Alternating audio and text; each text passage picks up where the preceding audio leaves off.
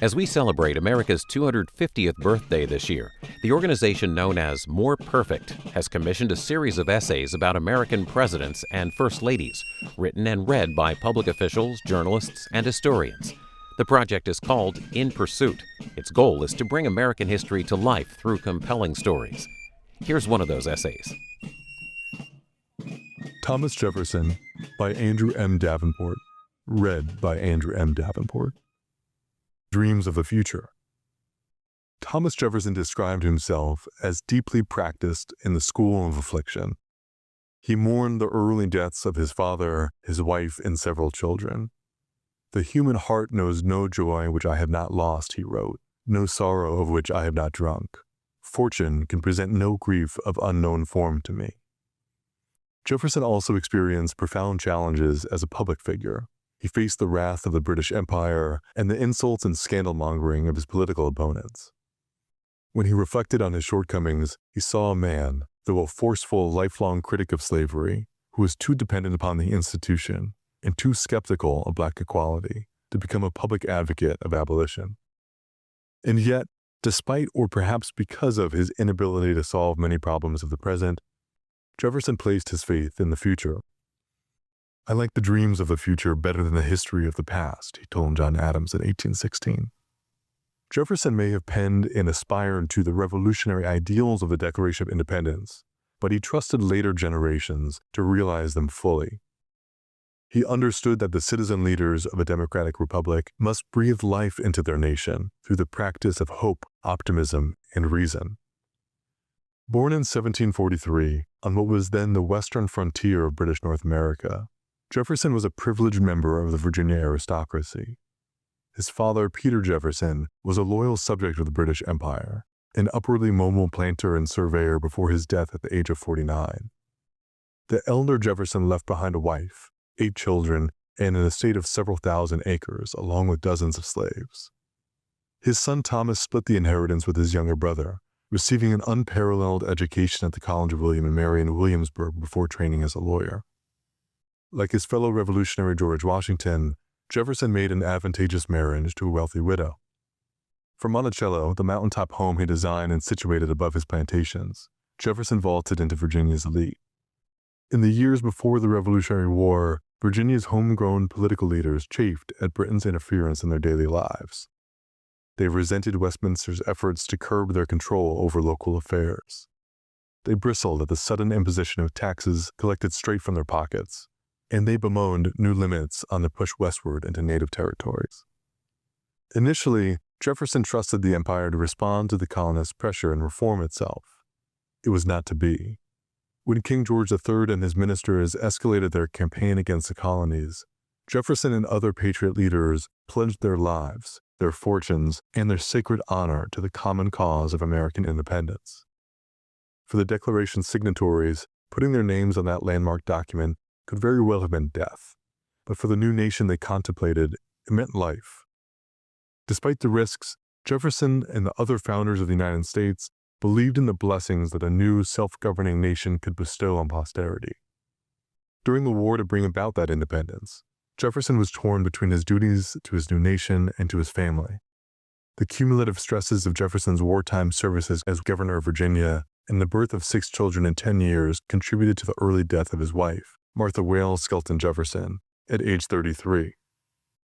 By all accounts, their marriage had been a happy one. After her death, an inconsolable Jefferson contemplated suicide. With the support of his friends, Jefferson overcame his grief to serve his country as a minister to France, charged with safeguarding the interests of the fledgling United States. After Jefferson's return from Paris in 1789, his future-oriented perspective helped him be appointed or elected Secretary of State, Vice President, and ultimately President of the United States. Despite Washington's warning against the baneful effects of the spirit of party, Jefferson's tenure in national politics coincided with the rise of intense partisanship. Jefferson himself sowed some of the seeds of division. He reacted viscerally against Federalist plans for a centralized government fueled by manufacturing and trade. Even while serving in the Federalist administrations of George Washington and John Adams, he deliberately undermined aspects of their agenda. A political philosopher and natural scientist, Jefferson imagined an ever-expanding agricultural republic a nation of innovation and experimentation populated by yeoman farmers. He once reflected that nature intended me for the tranquil pursuits of science, by rendering them my supreme delight. But the enormities of the time in which I have lived have forced me to take a part in resisting them and to commit myself on the boisterous ocean of political passions. Science and politics were not so mutually exclusive, however. Jefferson became a leading member of the American Philosophical Society, calling his election as its president the most flattering incident of my life up to that point. He believed the future of the nation rested on continuous advancements in knowledge of the natural environment. Jefferson's wager on the future contained a rather glaring loophole. It enabled him to entrust his day's thorniest challenge, emancipation, to subsequent generations. He considered the American Revolution to be his generation's lasting contribution, leaving abolition to those who would follow. In Jefferson's reckoning, the United States was not prepared for the end of slavery. Limited by self-interest, financial pressures, and the law, Jefferson could not, as Washington did, free the human beings he enslaved en masse. Of the more than 600 people he held in bondage during his lifetime, he freed only 10 or so, including his 4 surviving children with his enslaved chambermaid Sally Hemings. Still, Jefferson's aspirational words in the Declaration of Independence inspired countless African Americans and their allies to realize the multiracial republic Jefferson and so many of his peers could not envision.